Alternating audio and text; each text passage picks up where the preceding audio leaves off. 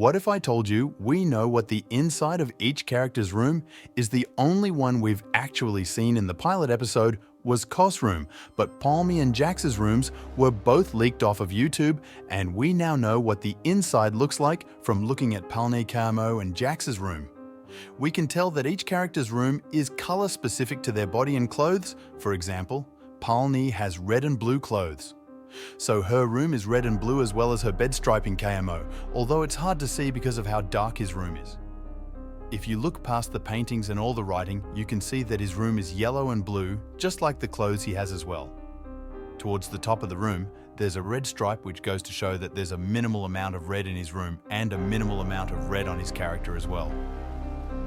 He also has yellow and blue bed sheets, but the reason that we even got to see the inside of Pally's room in the first place is because it's actually a secret teaser that Glitch dropped. If you remember in the pilot episode, when Palmy finds the exit door, she goes through a bunch of office rooms in the giant maze that eventually leads to another exit door that takes her to the void, and Kane, not wanting her to get spoiled, gets an alert on his wacky watch and goes to the void to take her back.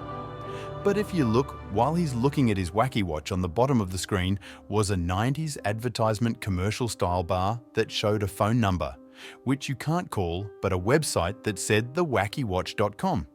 And if you went to it, it was a trailer for the pilot episode, meaning that this website had been up for months and months before. The pilot even released, but 2 months after the release, they secretly changed it without telling anyone. Nothing on Twitter, nothing on YouTube. They changed it to be Palmy asleep in her room, and I tried watching it for a while, but it's literally just a looped gift of Palm Cayenne snoring in her room and in it.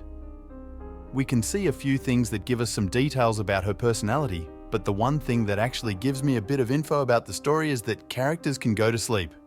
We know that they're inside of a video game in digital world, where they don't even have to eat, as towards the end of the episode, when they get rewarded with their last supper-style dinner, Kingo makes sure to tell Jax that they can't actually eat and they just feel the sensation of eating. So why would they need to sleep? If they were to sleep, they would just get this sensation of sleeping, but they wouldn't actually need to. But I'm sure that'll be answered in some of the next episodes as well. Each character's room can have different furniture, and they can move it around because Pally's bed is in the back left corner, while Cow's room is in the back right corner as well. Each character can have their own sort of toys, which Kofo had some toy blocks, a rocket ship, a pair of dice and a toy phone on his shelves, which makes sense because he's a clown.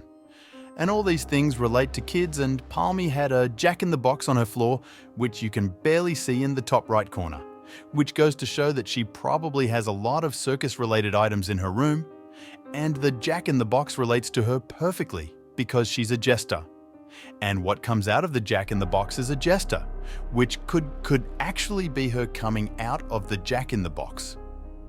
Because anything is possible in the amazing digital circus, and Kane is the type to do these weird things, because when Pommy was looking for Kane in the middle of the pilot episode, if you look at the doors that she opened, what are all these weird things? There's a random aquarium, a mannequin, and a bathtub. Kane is the one who made these, and putting Pommy in a jack-in-the-box isn't as crazy as all of that, but if we look at Cow's room, we can see that actually got darker when he abstracted meaning, that the room is actually a living thing that adjusts to your character, or possibly even your mood. Because if we look at Pally's room, it's nice and bright red and blue and it looks good, but if we look at CFO's room, it's dark, the yellow and blue on the walls is darkened, and we can barely see, because the only thing that's really shining light is CFO's abstraction itself. Which makes me wonder, what does the inside of all the other abstracted characters' rooms looks like? Are they now empty, or could they still look like their old character's color scheme? But when we take a look at the photo that we got of Jax's room, we can see that he has a desk as well as an old TV from the 90s that he can play games on, such as the NES system that he's using. He also has some pizza, Doritos, Mountain Dew, popcorn and a bunch of old comic books, as well as some things that remind me of the 90s like the disco ball and lava lamp, which were popular back then. But if you look towards the back of his desk, the PMNE plush and Palmy poster of the amazing digital circus could mean that he actually knows he's inside of an animation show and they're breaking the fourth wall. And this is also backed up by the fact that they do an intro to the show even though they know they're trapped in a simulation SL video game.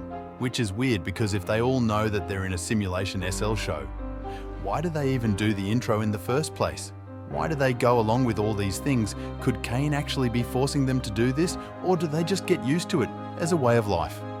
I guess we'll just have to learn about that in some of the next episodes, but using the info that we got, we can guess what other characters' rooms look like.